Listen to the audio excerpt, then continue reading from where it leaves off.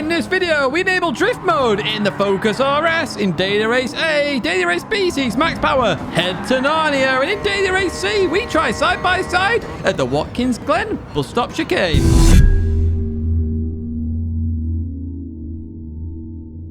Hello everyone and welcome back to a Gran Turismo weekly race guide here in 2024, week 27, and a very interesting week this week because of course it's the World Finals and possibly a Daily Race C resembles that. First up though, Daily Race A in the background, you can see we're in the Ford Focus RS and we're at Sardegna Layout B. So one of my favourite tracks, for those that don't know, I was actually one of the first people in the world to actually race on this circuit because I did it at a live event.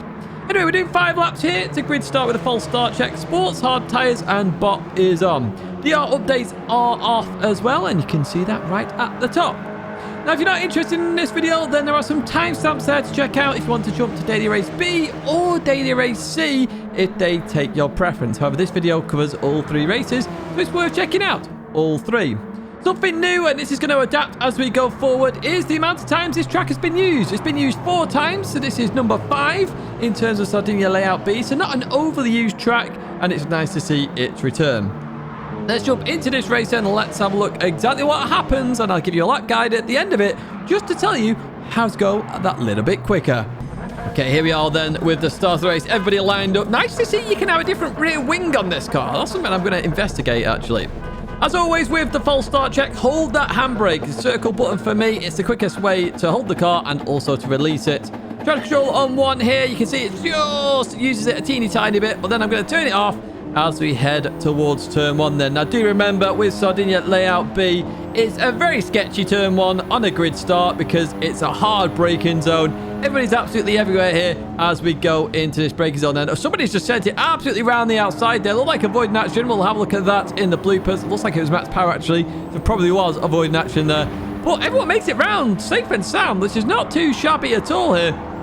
As we continue on through turn 2 then, or turn 3 technically, and in towards this left-hander. Now this one is where the car gets all sorts of just weighty and oversteery. It's a bit horrendous there. Sonic off the circuit towards the right-hand side there as we go into this right-hander. And that is a BTCC livery. Oh, more contact. Handsome Frank and Sonic. But we do get that position. Now, I did see Sonic was off the circuit, a bit like that driver there. So I did give more of a wider line because I knew Sonic would be struggling on the brakes a little bit there as we head towards the dangerous corner on the circuit. This very hard right-hander. I'm going to send it down here. Now, I was a bit scared doing this, to be honest with you, but we nail it perfectly. Absolutely spot on. We leave just enough room on the exit as well for Handsome Frank. That is one of my favourite sends I've done in quite a while, and, well, it paid off. It really did pay off. We're already up into P5 here on this Daily Race A, and we can already see the leaders up ahead battling. That's Shelty in the lead. You don't see that very often. Normally we're losing Shelty going to Narnia, but not in this race at the moment then as we go into this left-hander. Looks like the German up ahead cruising for life, just struggling a little bit there as we continue on to the start-finish straight. Over to the right, Blue Racer to the left. I'm going to go down the middle because that seems the best way to go about this. And as we head towards the line, are we in P3 yet? Come on, come on, come on. There we go. Into P3 we go then as we head towards turn number 1. Blue Racer still on my inside here. Goes for the outbraking maneuver then. I can't turn in straight away, so I'm going to try some form of cutback. You see the weight transfer a little bit there. Just cost Blue Racer in terms of the gravel. And we get the run on the inside then for this long, long, long left-hander. And it looks like all said and done, we are back into P3 then, hard on the brakes. Oh, P2's got a penalty there in the distance, the French driver. We're going to call you Fred from this moment on because we're just missing an E there as we continue on in this race and towards the last corner we go. So Fred there just gets a bit of oversteer, misses the apex by a teeny tiny bit. The penalty zone is in a really stupid place on that corner. They really do need to change that. But even so, we get the run here on the French driver and we're going to go up into P2. And the chase down of Shelty is on. So lap number 3 here, in towards the right-hander we go. They're very hard to get right. As you see here, I get it all sorts of wrong there. We do manage to avoid the gravel for the most part there. And Fred coming up my right-hand side then as we go into the double left. And we do maintain position for now. As what we will do is advance towards the end. Do we catch Shelty? No, we don't. 2 seconds the gap then to Shelty. We do nail that last corner. Looking at rear view, Fred decides to cut all of the corner there as we head towards the line. We are catching Shelty under 2 seconds now. Let's have a look behind then, and you can see Fred got a penalty there. That would be 1 second totaled. There it is. Well, that race, you can have some pretty good racing, to be honest with you. In terms of the score, I've given it a 4 out of 5. Start type's good. Good racing. There's no penalty issues. And the race length, I would argue, is pretty good for this race combo. Any more in the field spread is just too much. In terms of a lap guide then, you're going to head towards turn number 1. And what we're going to be looking for is on the left-hand side there. We have a marshal box, and the marshal technically floating in the air. Well, that's your brake marker for turn 1. Now, you can also abuse the gears and the engine braking in this car. So keep that in mind when you go into turn 1, okay? So left-hand side, as that hits the edge of your screen, hit the brakes. Drop to 3rd gear and then use all of the circuit. As we come back across, take a nice tight line, clip the inside of the curb and accelerate out. If you go for a wider line, you're going to go into the gravel. So you do have to keep it tight on the entrance. Slight lift there through the left-hander. Try and maintain 90 miles an hour in 4th gear and you should make it around the corner absolutely fine. Now, we've got 2 orange/red painted barriers here. You got the one on the right, which is the one I was using, trying to get as close to that. But as I was editing it, the one on the left is the perfect brake marker. So I'd advise using the one on the left, and that's what I will use if I jump back into this one here then. So that's what I was using as a distance on the right. In we go. So 3rd gear. Stay in 4th for a while longer. The car likes to oversteer in this corner. So if you stay in 4th gear for a bit longer and then drop to 3rd, you should be fine. This corner, you will suffer some oversteer because it's sort of cambered and we're going downhill, and as you brake, all the weight goes to the front as well. So on the left-hand side there, the Armco to the tyre wall there is your brake marker, and then turn in, okay? Let the car just do its thing here. Notice it oversteers there. I'm not trying to do anything. Let the car roll, and then when it settles, I then accelerate. Staying above 60 miles an hour there. Be careful as you go down this hill, because if you run too wide, you're going to go into that barrier right there. Very common problem to happen at this circuit. So we're going to head up towards the hardest corner on this circuit, in my opinion. The second billboard on the left-hand side is a perfect brake marker. I wasn't using it initially, but once again, during editing, I can see that. I'll use it every time now. I was using the grade to Armco on the right as a bit of a distance judge, but braking before that. Brake early for this corner. Do not try and outbrake yourself. Use all the circuit on the left, then come in really tight and accelerate through the corner. Straighten up as quick as you can. If you try and outbrake yourself, you're just going to get a whole load of weight transfer, and the car's just going to swing itself into the gravel. This left-hander then, the tyre wall there, the start of it at least on the right-hand side, is your brake marker for this one. So what I want you to do is hit the brakes, release them quite quickly as well, and turn in before the end of the curb. And I want you to clip the inside there. Once you clip the inside, then accelerate. If you accelerate too early, you'll unsteer off. This left-hander, slight left, lift, 90 miles an hour is your minimum speed you want to aim for there, and we're going to head towards the last corner now. Now on the right side there, you got a wall which then goes into like a dark grey space or wall on the right side. That is your brake marker. You can see I've just started braking right now down at the bottom. Now, brake in a straight line for this one. Do not try and turn. Brake in a straight line, then release the brakes, and then turn in. It will keep the car stable. Notice there, I then lifted, and then I turn, and then I accelerate. Avoid track limits on the exit. It will get very frustrating when trying to do fast laps there. But that is a lap here in the Ford Focus. It was rank 1 for quite a while, actually. 33.1. I can get 32s. I just haven't done it yet. We're already in Daily Race B then. We're at Lago Maggiore GP, or the full circuit, now it's known. And we're in Group 3 machinery. We're doing 5 laps. It's a rolling start on racing hard tyres, and you can only change the brake balance. Once again, no tuning. Happy days indeed. It really, really, really is. Now, in terms of this circuit then, how many times has it been used? That is the question. Well, it's been used 6 times, and we've done this combo twice. So this is now the 3rd time of using this combo. And yeah, 3rd time. Once before on racing hard, once on racing mediums, but we combine that together to just tell you how many times. Group 3, Lago Maggiore full circuit. Let's jump into this race then. Let's have a look exactly what happens, because this one gets a bit fighty. Okay, what have people picked there? We've got the Nissan GTR GT3 in pole position. Lots of Porsches here. Highly advise the Porsche on racing hard tyres. I always do. And if you are enjoying this video, make sure you like and subscribe it. Stay in touch with all the latest content. It also tells me you enjoy the content, which that means I can bring you more of it, hopefully. Anyway, into turn 1 we go there, and unfortunately I get a tiniest of taps from behind, which pushes me into max power there, and max power goes on a bit of a journey. Bit unfortunate, that one. I didn't feel I had to wait up there because it wasn't me who hit Max. It was technically, I was the cue ball hitting Max from behind. I'm pretty sure it was the Hungarian there. As we go into this right-hander, though, they hit the Brit up ahead, so they just need to calm it down a little bit here in that Ford GT. Fortunately, Pill doesn't lose out. However, we will have a look at that in the bloopers just to see what exactly went on here. Gonna head down then towards this right-hander then. We slow the car down. We've easily got that position, actually. They back out of that completely, and we are up into P10 then. The Bold Ben up ahead. TCR Hero then as we continue on down towards Banky Boy. And we are in this slipstream, catching very quickly indeed. We look down the inside here. We weren't going to send it here. However, the Bold Ben does leave some space. Potentially outbreaks himself a bit too much there. And we go up into P9 then. Shelty is next up, the winner of the previous race. Actually, for those who want historical accuracy, Shelty hasn't won the first race yet because we haven't done it yet, in theory, because we do CBA. That's the order we do in the morning. Anyway, we're going to send it down the inside of Shelty then. We click that inside curb. Shelty gives me room, gets a bit of a wiggle. We take the place. We're up into P8 then. We're making moves very quickly indeed. Lago Maggiore just runs in my blood, apparently. MG Flash, unfortunately, there goes a bit deep then. We're going to be side by side through the right-hander here. And as we go into this left, MG Flash there just clips me. Big old crash with MG Flash there. So we will have a look at that in the bloopers. At the time, I was like, was that my fault? Was that not my fault? I felt like it wasn't my fault more than it was. Again, we'll have a look at the bloopers. But yeah, I do have some damage though. And Shelty's got a run here in the, technically, other Porsche. Otherwise known as the Volkswagen Beetle, of course. As we go into Banky Boy then. Side-by-side action. Shelty, as always, the brilliant sportsman that Shelty is, leaves me some space then as we continue on up the hill. And we maintain P7 for now. So lap 2, we've come from near the back here to P7 already. It's been a pretty good race. Let's see where we can go then as we advance in towards lap number 3. Petrol Trust in the distance. Just going to clip the grass. Very common mistake to make here at Lago Maggiore in the braking because you turn as you brake there. And we're up into the infamous P6 then. Disco Stew up and next in that Nissan GTR. Old school livery on a modern car there with a Pennzoil livery.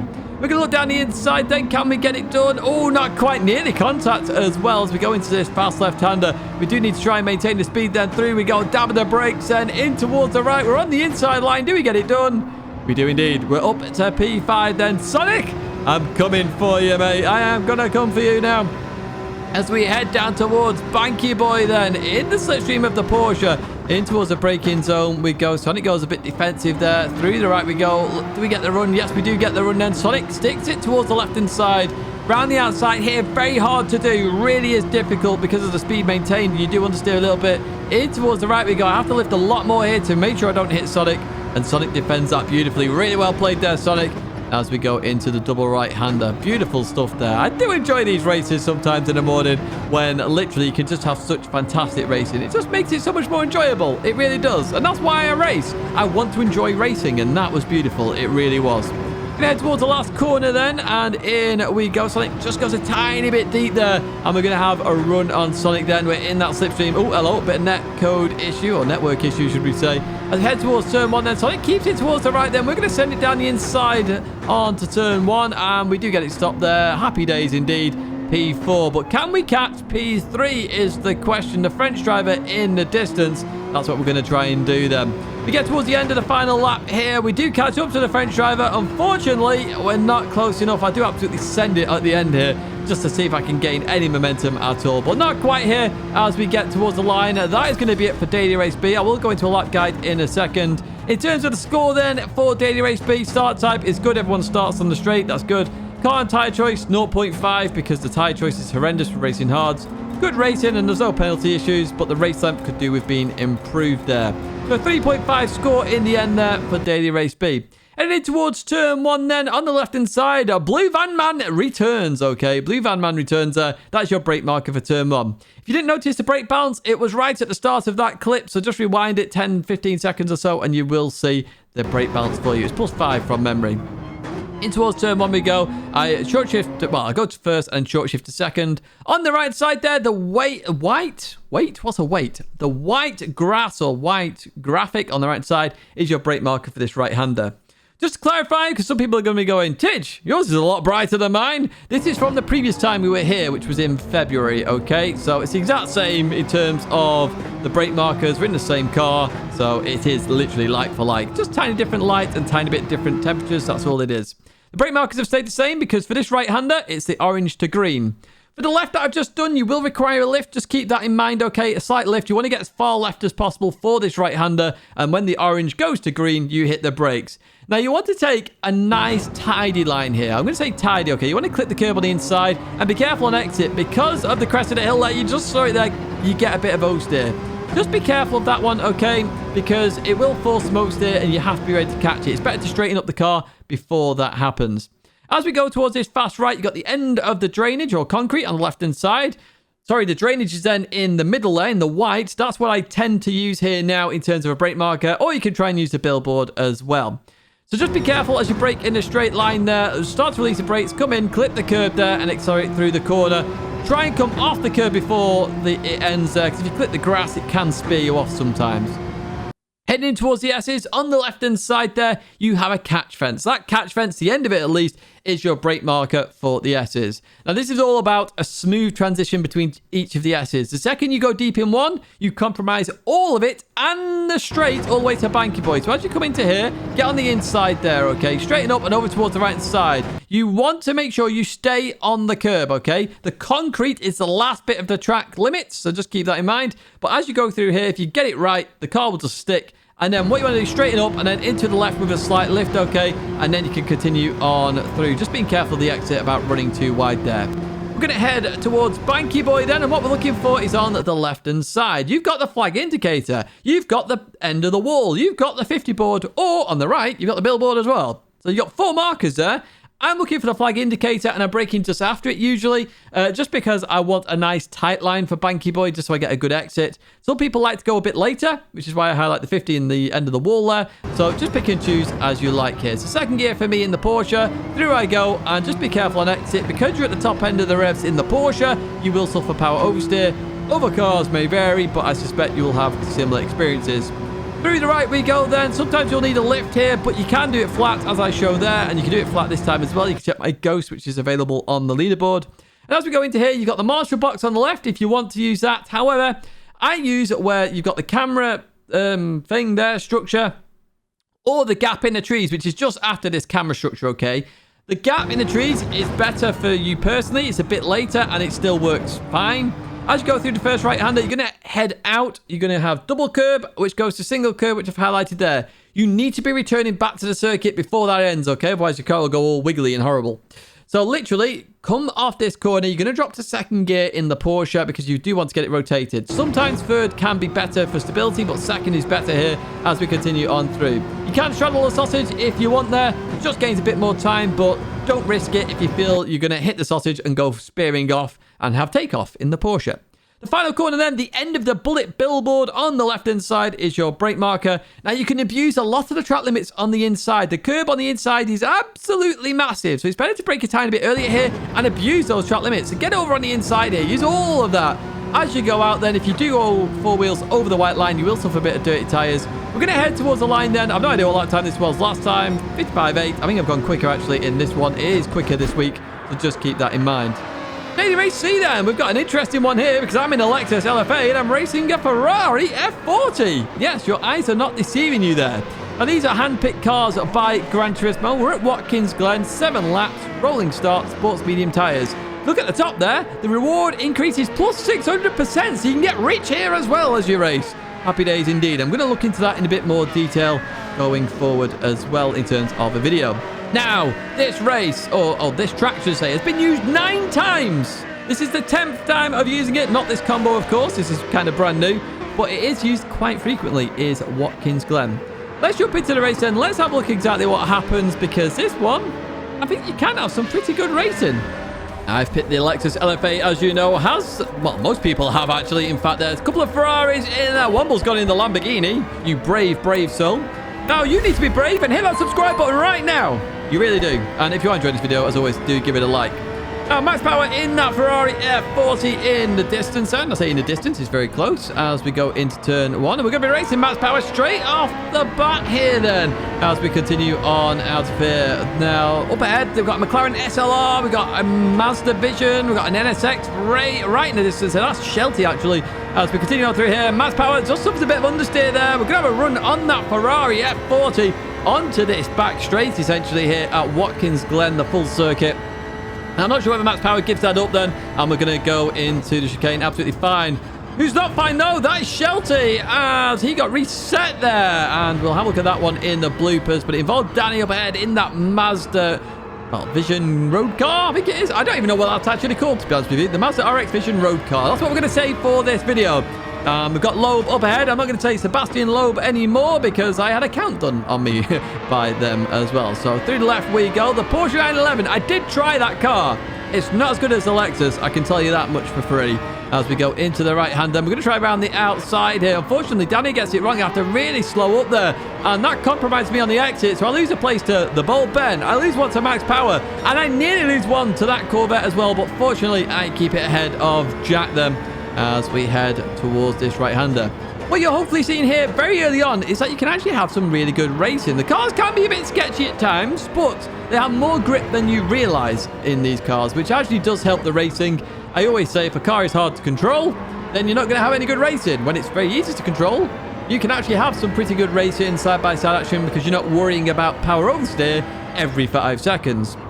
Up ahead, Danny's just veered off to Narnia there. No idea why, but we'll take those positions. We're up into P11.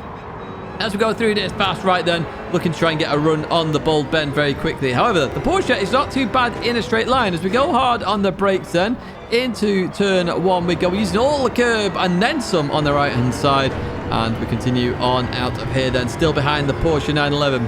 Through the right we go then. We're going to have a look at Slipstream here to see, is it big, is it strong? I can tell you now, and already you're seeing it, it is very strong there. Although I do believe Bold Ben may have lifted a little bit there. That Porsche does suffer a little bit more understeer than this Lexus LFA. We're going to head in towards the chicane then. Are we going to send it is the question. No, we back out of that. Now, that's what I would advise most people to do. Whoever the lead car is, let them go because otherwise you lose a lot of time and the potential of a crash is absolutely huge. Now, we do get the exit wrong there. Jack goes down here inside there. Very opportunistic move there by Jack. Really good move as well, by the way. When I say opportunistic, I mean it in a good way in this situation because the space was there. Jack went for it.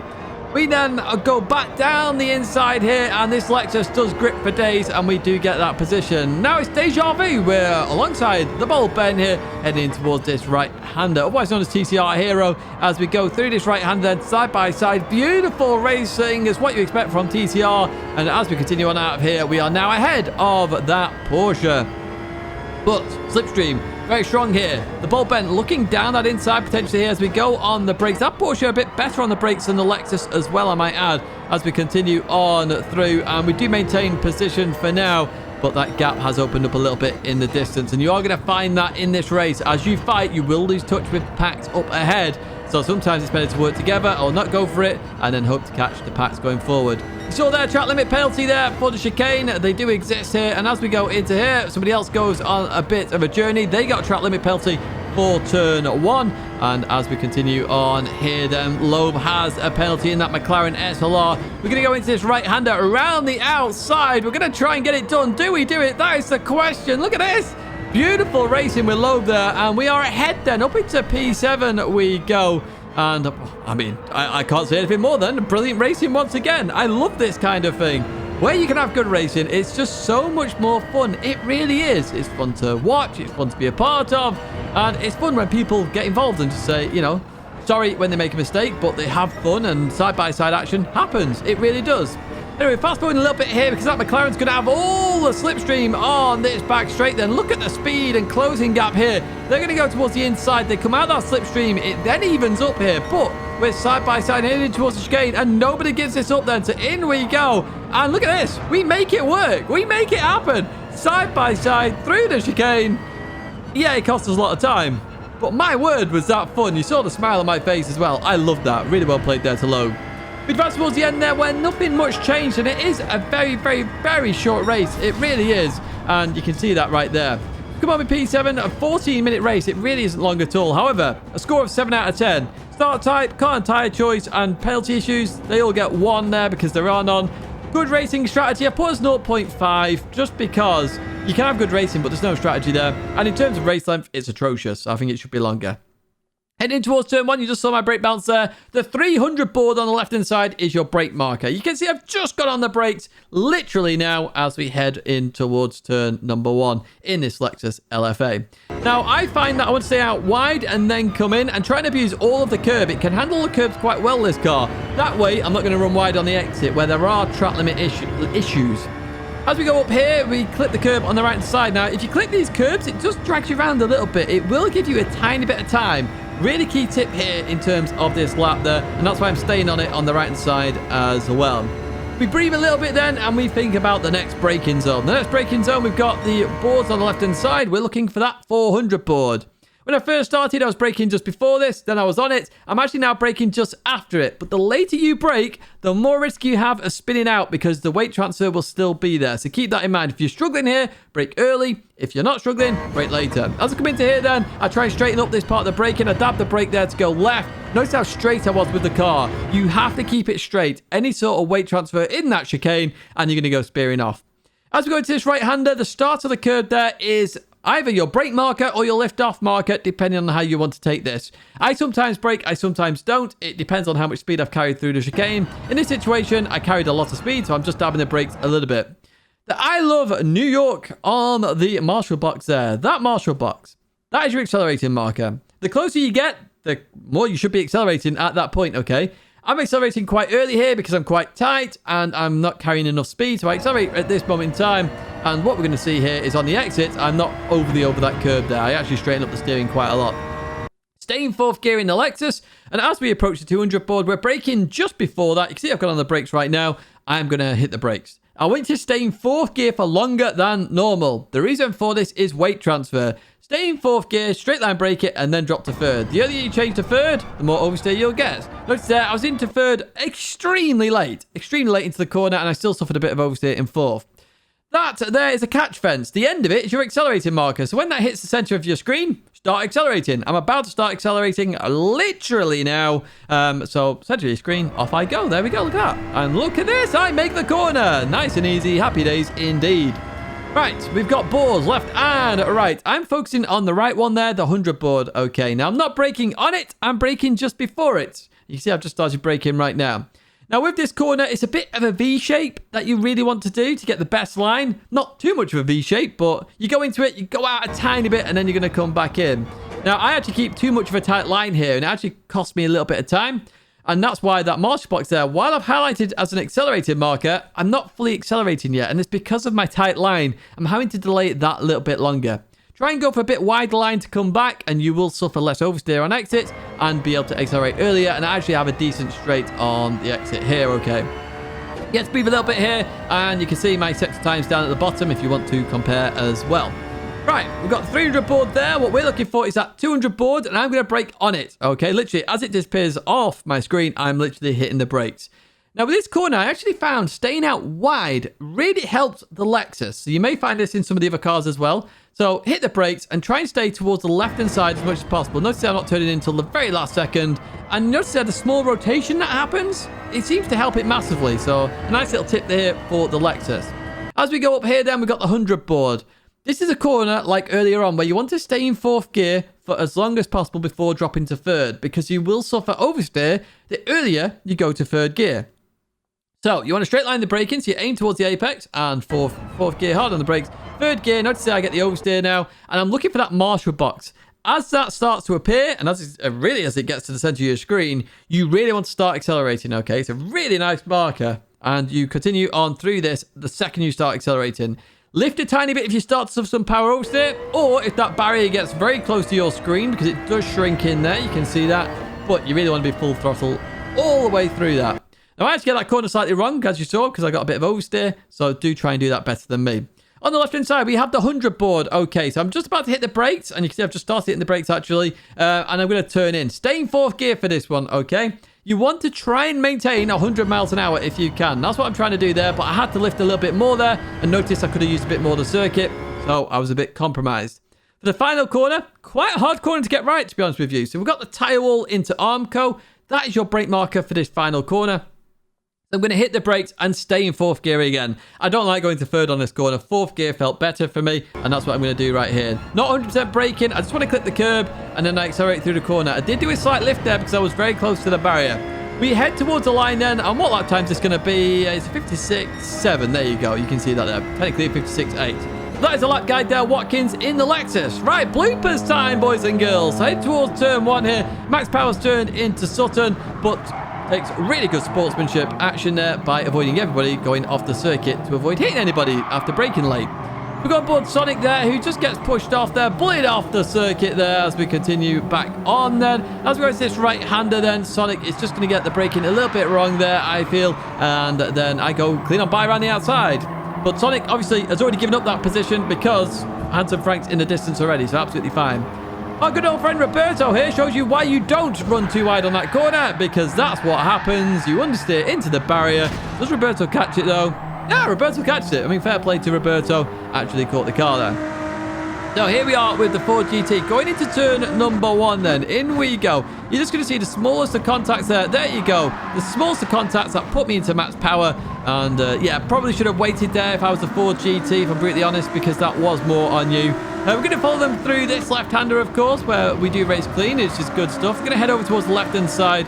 And I'm pretty sure they see me try now break them. And then they're focused on me more than the car ahead. And they just hit the Porsche. But the Porsche's way ahead of them anyway. So all's good. And they do get a penalty there, in fact. So we're on board MG Flash just to make sure that this wasn't my fault here. We're side by side as we go through here. MG Flash just turns left there. Now, they are in VR, which obviously makes it a bit more difficult potentially in terms of vision and see where I am. So I assume that's what's happened there. It's just a mistake again by MG Flash. Nothing MG Flash could have done after that situation. It's all good from my perspective here as we continue on. Oh, slight tap there with Robo Mags, but I'm pretty sure Robo Mags does get that position anyway, as MG Flash is just gathering themselves here. I'm pretty sure of this based on previous experience with MG Flash. Very clean driver, of course.